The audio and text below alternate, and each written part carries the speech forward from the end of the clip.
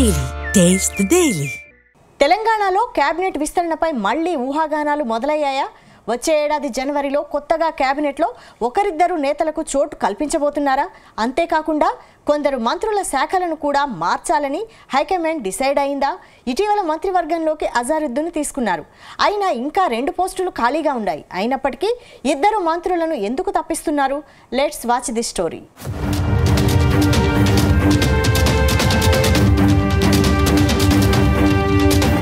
తెలంగాణలో మరోసారి కేబినెట్ విస్తరణకు రంగం సిద్ధమైనట్టు తెలుస్తోంది. త్వరలోనే కేబినెట్ ను ప్రక్షాళన చేయాలని హైకమాండ్ భావిస్తోందట. అయితే వచ్చే ఏడాది జరిగే విస్తరణలో ఒకరిద్దరు మంత్రులను తప్పిస్తారని ప్రచారం జరుగుతోంది. ఇందులో ఉత్తర తెలంగాణ జిల్లాకు చెందిన మంత్రుల్లో ఒకరిపై వేటు పడొచ్చని అంటున్నారు. ఇటీవల కొందరు మంత్రుల వ్యవహారం పార్టీకి ఇబ్బందికరంగా మారింది. సదరు మంత్రుల పనితీరుపై సీఎం రేవంత్ రెడ్డి హైకమాండ్కు ఓ రిపోర్టు సైతం అందజేశారు. అయితే సీఎం అందజేసిన రిపోర్టు ఆధారంగానే మంత్రులపై చర్యలు తీసుకునేందుకు హైకమాండ్ రెడీ అయ్యిందని అంటున్నారు.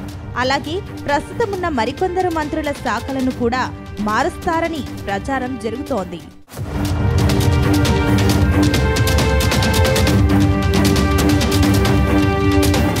ప్రస్తుతం రేవంత్ రెడ్డి కేబినెట్ లో మొత్తం 16 మంది మంత్రులు ఉన్నారు. ఇంకా 2 మంత్రి పదవులు ఖాళీగా ఉన్నాయి. ఈ 2 పోస్టుల్లో ఓ పోస్టు రెడ్డికి, మరో పదవి బీసీ నేతకు ఇస్తారని ప్రచారం జరుగుతోంది. మరోవైపు కొద్ది రోజులుగా కొందరు మంత్రుల మధ్య పంచాయతీ తారాస్థాయికి చేరుకుంది. కేబినెట్ లో మంత్రుల మధ్య ఆధిపత్య పోరు నడుస్తోంది. ఒకరంటే ఒకరికి పడడం లేదు. దాంతో వీరిలో ఒకరిద్దరిపై వేటు పడొచ్చని అంటున్నారు. మరోవైపు కాంగ్రెస్ పార్టీ అధికారంలోకి వచ్చి 2 ఏళ్లు అవుతోంది. ఈ నేపథ్యంలో వచ్చే 3 ఏళ్లలో చేపట్టాల్సిన కార్యక్రమాలపై లోతైన అధ్యయనం జరుగుతోందట. అటు ప్రభుత్వ నిర్ణయాల్లో మార్పులు చేసుకుంటూ ముందుకు సాగాలని సర్కార్ భావిస్తోందట.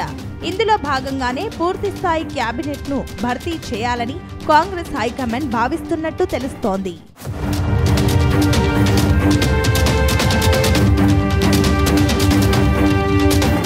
ఇటీవల మైనార్టీ కోటాలో అజారుద్దీన్ కు మంత్రి పదవి దక్కింది. జూబ్లీహిల్స్ ఎన్నికల్లో గెలిచేందుకు అజారుద్దీన్ కు మంత్రిగా అవకాశం ఇచ్చారు. అయితే 2 పోస్టులు ఖాళీగా ఉన్నప్పటికీ భర్తీ మాత్రం చేయలేదు. దాంతో మంత్రి పదవులు బోధన్ ఎమ్మెల్యే సుదర్శన్ రెడ్డి, మంచిర్యాల ఎమ్మెల్యే ప్రేమ్ సాగర్ రావుకు ఇతర పదవులు దక్కాయి. కానీ త్వరలో జరిగే విస్తరణలో ఎవరికి పదవులు దక్కుతాయి అనేది మాత్రం ఆసక్తికరంగా మారింది. ప్రస్తుతం కేబినెట్ లో చోటు కోసం మునుగోడు ఎమ్మెల్యే కోమటిరెడ్డి రాజగోపాల్ రెడ్డి ఎదురు చూస్తున్నారు. అందుకే ఈ మధ్య ఆయన ప్రభుత్వాన్ని పల్లెత్తు మాట కూడా అనడం లేదు. మరోవైపు టీపీసీసీ చీఫ్ మహేష్ కుమార్ గౌడ్కు మంత్రివర్గంలో చోటు కల్పిస్తారనే టాక్ వినిపిస్తోంది. ఒకవేళ మహేష్ కుమార్ గౌడ్కు మంత్రివర్గంలో చోటు దక్కితే మదియాష్కి గౌడ్కు టీపీసీసీ పదవి దక్కే అవకాశం ఉందని ప్రచారం జరుగుతోంది.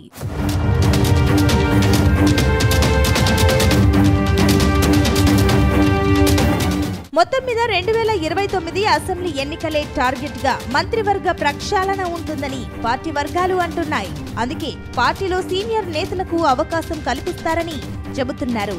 ఎందుకంటే కొందరు బ్యూరోక్రాట్లు సైతం కొత్త మంత్రుల మాట అస్సలు వినడం లేదని ప్రచారం ఉంది. ఆయా మంత్రులకు తమ శాఖలపై పట్టు లేకపోవడంతో బ్యూరోక్రాట్లదే పై చేయి అన్నట్టుగా వ్యవహారం సాగుతోందట. అందుకే అనుభవం ఉన్న మంత్రులకు అవకాశం ఇస్తే పార్టీకి లాభం జరుగుతుందని సీఎం రేవంత్ రెడ్డి భావిస్తున్నారట. అందుకే కేబినెట్ ప్రక్షాళన అనివార్యమని అనుకుంటున్నారట. చూడాలి మరి త్వరలో జరిగే విస్తరణలో కొత్తగా ఎవరికి అవకాశం వస్తుందో, కేబినెట్ నుంచి ఎవరెవరు బయటకు వెళ్తారో.